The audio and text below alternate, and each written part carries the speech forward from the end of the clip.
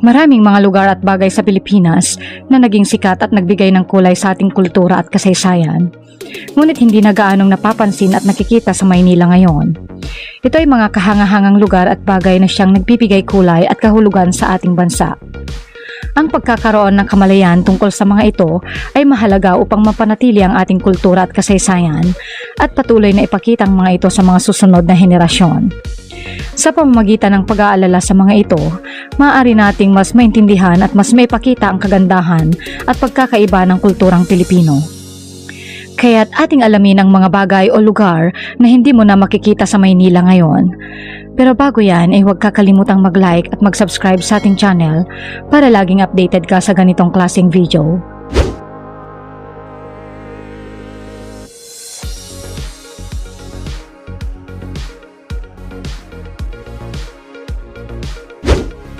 Manila Grand Opera House. Ang Manila Grand Opera House ay tinatag noong 1900s at matatagpuan sa Rizal Avenue sa Santa Cruz, Manila. Ito ay nagbibigay ng lugar para sa mga taong nais magtampok ng mga kultural na kaganapan sa pamamagitan ng medyo classical na paraan. Sa panahong iyon, ito ay tinuturing na pangunahing cultural center ng bansa at nagpapamalas ng mga produktibong pagtatanghal sa musika, opera at teatro. Ito ay isa sa mga pinakamodernong teatro sa Asia dahil sa mahusay na ventilasyon at malawak na lugar na may advanced na audio at lighting equipment. Gayunpaman, dahil sa mga digmaan at kalamidad sa Pilipinas, naapektuhan ang operasyon ng Manila Grand Opera House. Ang pag-usbong ng telebisyon at sinehan ay nagdulot ng pag-decline. Sa huli, noong 1970 ito ay tuluyan ng dinimolish. JD Transit Bus. Ang JD Transit Bus ay tinayo noong 1940 ni Vicente Heras. Ito ay minsan nang naghari sa Kalakhang, Maynila. At sa katunayan, ang mga Pilipinong nagtatrabaho noong 1950s ay minsang sumakay sa mga JD Transit buses upang makapunta sa kanilang mga trabaho at iba pang mga destinasyon sa Metro Manila. Ang JD Transit ay naging kilala dahil sa kanilang malinis at modernong mga bus na hindi pa karaniwan noong mga panahong iyon. Sa paglipas ng panahon, lumawak ang operasyon ng JD Transit at naging isa sa mga pinakamalaking bus company sa Metro Manila. Sa huling bahagi ng dekada 80, ang kombinasyon ng oil crisis, mga welga ng mga union at mga paglitaw ng mga bus companies ay nagdulot ng paghina sa negosyo ng JD Transit. Hindi na ito nakabawi at nagpasya ang kumpanya na isara na ang kanilang operasyon.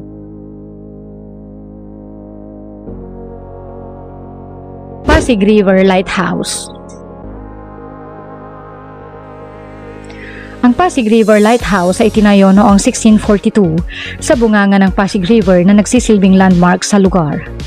Ito ay upang magbigay ng gabay sa mga bangka na papasok at lalabas ng Pasig River lalo na sa gabi. Ang unang tore ay may 49 talampakan o 15 metro, ay isang 5 palapag na tore na gawa sa bato na may kasamang gallery lantern room. Sa likod ng tore ay ang bahay ng mga tagapamahala ng lighthouse na hiwalay mula sa tore at gawa rin sa bato. Ito ay tuluyang dinimolish noong 1992. Sa kasalukuyan, ang Pasig Lighthouse ay hindi na matatagpuan sa orihinal na lugar nito. Ngunit ito ay naipapakita pa rin sa mga larawan at iba pang dokumento bilang isang mahalagang bahagi ng kasaysayan ng Pilipinas. Manila COD Christmas Display. Ang Manila COD Christmas Display ay isa sa mga pinakasikat na holiday attraction sa Cubao. Ito ay isang malaking animated display na unang ipinakita sa Manila noong 1966 na naglalarawan ng mga tradisyonal na Christmas scenes at mga kwento sa buhay ni Jesus. Ito ay kinabibilangan ng malalaking Christmas tree na may maraming mga ilaw at mga palamuti, mga tao at hayop na naglalarawan ng mga tradisyonal na Christmas scenes. Ito ay nagbibigay ng di matatawarang saya at sigla sa mga tao, lalo na sa mga bata tuwing holiday season. Ang display na ito ay tumigil kasabay ng pagsasara ng ilang negosyo noong 2002. Sa ngayon, marami ang nag-adapt dito na makikita sa bawat lungsod tuwing Kapaskuhan. Butika Boy. Bago pa man sumikat ang Mercury Drug, nauna na ang Butika Boy. Ang Botica Boy ay isang tanyag na drugstore sa Pilipinas na itinatag ni Dr. Lorenzo Negrao sa Maynila noong 1830 at kilala sa kanilang mga inobatibong pamamaraan sa negosyo ng medisina at mga produkto sa kalusugan. Ang isa na dito ay ang pagkakaroon ng isang pintuan na dekuryente na hindi pa karaniwan noong mga panahong yon. Ang pintuan na ito ay nagbibigay ng kaginhawaan sa mga mamimili, lalo na sa mga may kapansanan. Kilala rin sa kanilang malawak na seleksyon ng mga gamot at produkto para sa kalusugan. Sa paglipas ng panahon, nagpalit ng may-ari ang drugstore at kalaunan ay napunta kay Reinhold Boy na agad na ipinangalan sa kanya. Noong 1918, ang pagmamay-ari ng butika ay nailipat sa Philippine American Drug Corporation at pinangalanan itong Padco Boy hanggang sa tuluyan na itong magsara. Ang unang Rustan's sa Makati. Ang Rustan's sa Ayala Avenue sa Makati ay tinayo noong 1970 bilang isa sa mga unang high-end shopping destinations sa bansa. Ito ay pag-aari ng Rustan's Group of Companies ng pamilya Tantoco. Ang Rustan's Ayala Avenue ay nag-aalok ng mamahaling produkto tulad ng designer fashion, alahas, pabango at iba pang mga tanyag na brands. Ito ay mas pinipili ng mga mamimili sa mga kalapit na lugar at mula pa noon ay naging simbolo ng pagiging sosyal sa bansa. Ngunit sa paglipas ng panahon, nagmukhang luma na ang tindahan at hindi na nakabawi sa dating ganda, lalo na't may mga bagong high-end shopping malls na naglabasan sa bansa. Puente de España. Ang Puente de España o kilala rin bilang Tulay ng Espanya ay isang tulay na nagtatawid sa Ilog Pasig na nag-uugnay sa mga distrito ng Binondo at Ermita sa Manila papunta sa Calle Nueva. Nagsimula ang construction ng Puente de España noong 1868 at ito ay binuksan noong Hunyo 1, 1875. Ito ay may 8 arko na yari sa bato kung saan 2 sa mga ito ay yari sa bakal o cast iron mula sa France. Ang tulay ay maluwang at kayang mag-accommodate ng mga naglalakad at sasakyan na kabilang sa mga ito ay mga kariton, kalesa at karawahe. Ito ang pinakamatandang tulay na itinayo sa bansa bago pa man ito nasira dahil sa bagyo at baha noong 1914. At noong 1921, tuluyan ang pinalitan ito ng Jones Bridge.